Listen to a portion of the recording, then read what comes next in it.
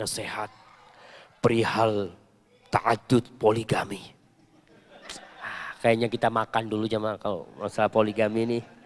Antum bisa jadi nggak enak makan sama istri nanti. Kita besok pagi kita bahas poligami. Setuju?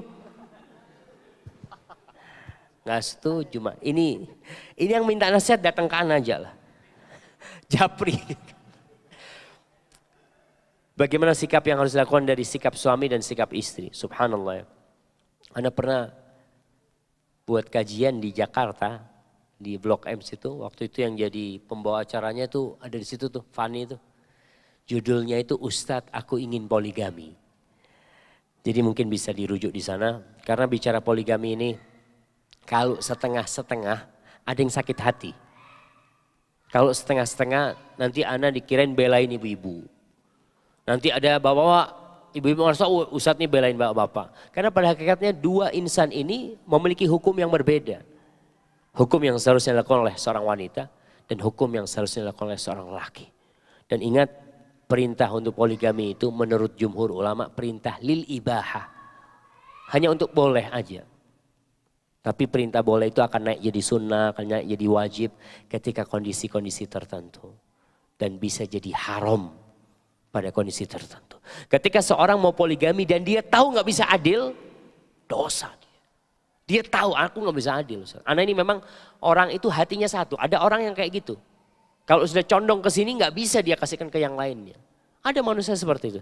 Atau yang kedua, dia tahu dia tidak bisa memberi nafkah, tapi dia maksa poligami.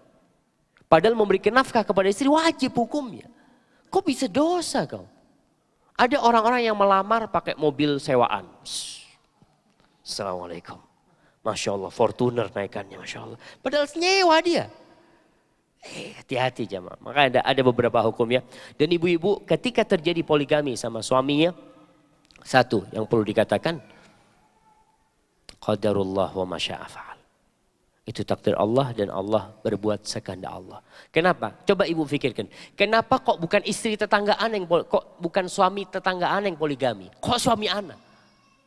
Itulah yang namanya takdir. Mungkin kalau kita bisa nentukan, ya mungkin fulan aja yang poligami, yang lainnya jangan poligami. Tapi kita ini hamba.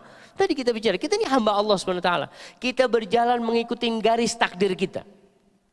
Dan ingat, hidup di dunia cuma sementara. Jangan sampai ya gara-gara mungkin terjadi ibu-ibu, suaminya poligami.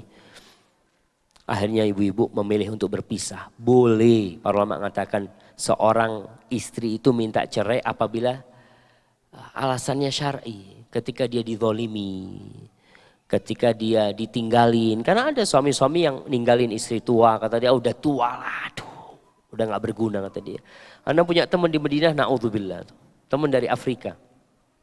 Yang ngomong, kata dia, Syafiq, ana mau pulangin istri ana nih. Kenapa? Aduh, anaknya sudah 3, udah nggak berguna lah. Ana mau cari yang baru, kata dia. Na'udzubillah min dzalik. Zalim yang seperti itu.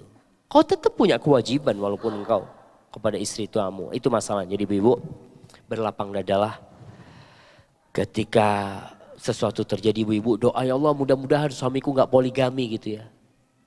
Si bapak doa ya Allah mudah-mudahan engkau beri aku istri lebih dari 1. Ya udah kuat-kuatan doa.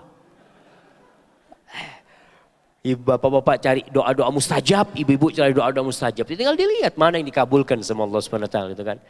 Hadza wallahu a'lam bishawab. Insyaallah yang lainnya kita lanjutkan besok.